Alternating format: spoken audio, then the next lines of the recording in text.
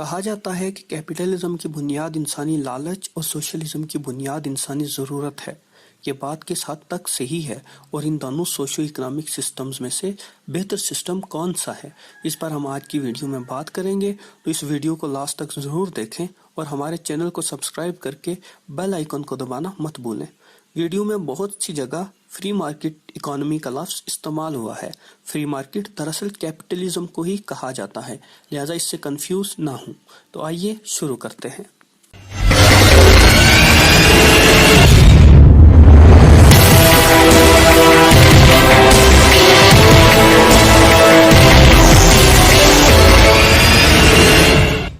بہت سے لوگوں کا ماننا ہے کہ کیپٹلزم کی بنیاد انسانی لالچ ہے، لیکن یہ بات درست نہیں۔ آپ بڑی بڑی کمپنیز کو دیکھ لیں، وہ خربوں ڈالرز کے پروڈکٹس اس بات کو ذہن میں رکھ کر بناتی ہیں کہ کسٹمرز کی ضروریات کیا ہیں۔ اگر وہ کسٹمرز کی ضروریات کے مطابق پروڈکٹس بناتی ہیں تو یہ عموماً فائدہ حاصل کرتی ہیں۔ اگر ان کے بنائے گئے پروڈکٹس کسٹمرز کی ضروریات کو سیٹسفائی نہیں کرتے تو یہ کمپنی ان پروڈکٹس کی جگہ نئے پروڈکٹس مارکیٹ میں لاتی ہیں۔ یوں آپ اور مجھ جیسے لاکھوں عام لوگوں کے فیصلے ان کمپنیز پر اثر انداز ہوتے ہیں۔ ہم یہ کہہ سکتے ہیں کہ ہم اپنے پیسے کے ذریعے ایک طرح سے ووٹ دے رہے ہیں کہ کمپنی کو کون سی چیز بنانی چاہیے۔ دوسری طرف سوشلزم میں حکومت اس بات کا تعین کرتی ہے کہ آپ کو کیا چاہیے اور آپ کی ضروریات کیا ہیں، اور عموماً یہ اندازے غلط ثابت ہوتے ہیں۔ انہی غلط اندازوں کی وجہ سے ماضی میں تمام سوشلسٹ حکومتیں ناکام ہوئی ہیں۔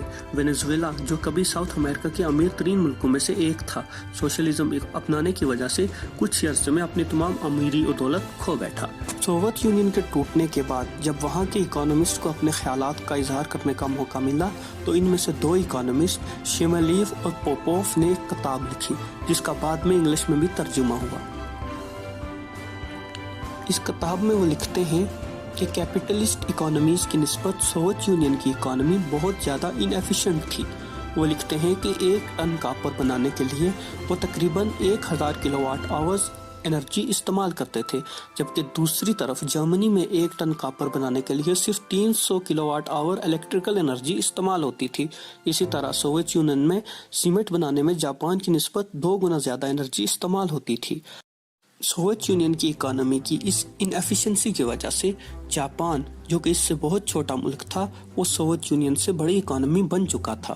سوویت یونین کی اس انیفیشنسی کی وجہ اس کی اکانومی میں کمپٹیشن کا فقدان تھا۔ سوویت یونین اس وقت ریسورسز کے لحاظ سے دنیا کا امیر ترین ملک تھا، لیکن ایک اچھے اکنامک سسٹم کے فقدان کی وجہ سے وہ ان ریسورسز کو کبھی بھی اچھی طرح سے استعمال نہ کر سکا۔ 1960 کی دہائی میں جب بہت سے افریقی ممالک نے آزادی حاصل کی تو گانا اور آئیوری کوسٹ، جو کہ 2 افریقی ممالک تھے، کے صدور کے مابین ایک مشہور شرط لگی تھی کہ آنے والے وقتوں میں کون سا ملک معاشی لحاظ سے زیادہ خوشحال ہوگا۔ گانا اس وقت آئیوری کوسٹ کی نسبت زیادہ خوشحال تھا اور اس کے پاس زیادہ نیچرل ریسورسز بھی تھے، تاہم گانا کی حکومت نے سوشلسٹ قسم کا نظام اپنایا جہاں حکومت اکانومی کو کنٹرول کرتی تھی، جبکہ آئیوری کوسٹ نے فری مارکیٹ اکانومی کو اپنایا۔ اس کا نتیجہ یہ نکلا کہ 1982 میں آئیوری کوسٹ گانا کی نسبت بہت زیادہ خوشحال بن چکا تھا۔ آئیوری کوسٹ کی غریب ترین لوگوں کی G D P per capita گانا کی اکثریتی آبادی سے زیادہ تھی۔ یہ بھی کہا جا سکتا ہے کہ آئیوری کوسٹ کے لوگ گھانا کے لوگوں کی نسبت زیادہ بہتر تھے، لیکن ایسا نہیں تھا۔ آنے والے وقتوں میں آئیوری کوسٹ کی حکومت نے سوشلسٹ طرز پر اکانومی کو کنٹرول کرنا شروع کر دیا اور گھانا نے اپنی ماضی کی غلطیوں سے سیکھ کر فری مارکیٹ کو اپنا لیا۔ اس کا نتیجہ یہ نکلا کہ گھانا کی اکانومی نے ترقی شروع کر دی، جبکہ آئیوری کوسٹ کی اکانومی تیزی سے گرنا شروع ہو گئی۔ اسی طرح کا ایک موازنہ برما اور تھائی لینڈ کے مابین بھی کیا جا سکتا ہے۔ سوشلزم اپنانے سے پہلے برما کا standard of living Thailand کی نسبت ہائی تھا، جبکہ سوشلزم اپنانے کے بعد برما کا سٹینڈرڈ آف لیونگ گر گیا، جبکہ Thailand free market economy اپنانے کی وجہ سے ترقی کرتا گیا۔ بہت سے دوسرے ممالک جیسے کہ India, China, Germany, New Zealand اور سری لنکا وغیرہ نے بھی اکانومی سے حکومتی کنٹرول اٹھائے جانے کے بعد خاصی ترقی کی۔ 1960 میں انڈیا اور ساؤتھ کوریا معاشی لحاظ سے تقریباً ایک ہی سطح پر تھے۔ ताहम साउथ कोरिया ने फ्री मार्केट इकोनॉमी को अपना लिया और इंडिया में हुकूमत ने इकोनॉमी पर कंट्रोल बरकरार रखा।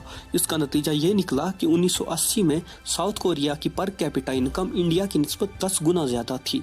आज़ादी के बाद इंडिया ने पहली दफ़ा 1990 में इकोनॉमी से हुकूमत का कंट्रोल उठाया। इसका नतीजा ये निकला कि इंडिया का ग्रोथ रेट जो कि 1950 से 1990 तक सिर्फ 2% था, 6% पर चला गया और लंदन के एक जरीदे द इकोनॉमिस्ट ने इंडिया को तेज तरीन ग्रो करने वाली बड़ी इकोनॉमीज में से एक करार दिया। ग्रोथ रेट में 3 गुना इजाफे का नतीजा ये निकला कि करोड़ों इंडियंस गुर्बत की सतह से निकलने में कामयाब हुए। चाइना ने थोड़ा जल्दी ही यानी 80 की दहाई में फ्री मार्केट इकोनॉमी को अपना लिया था। माओ के ज़ेरे इंतज़ाम चाइना को बहुत सारी माशी मुश्किलात का सामना था। 1976 में माओ की वफ़ात के बाद चाइना की हुकूमत ने तजर्बाती तौर पर फ्री मार्केट इकोनॉमी को अपनाया। पहले कुछ मखसूस इलाकों में फ्री मार्केट तर्ज को अपनाया गया।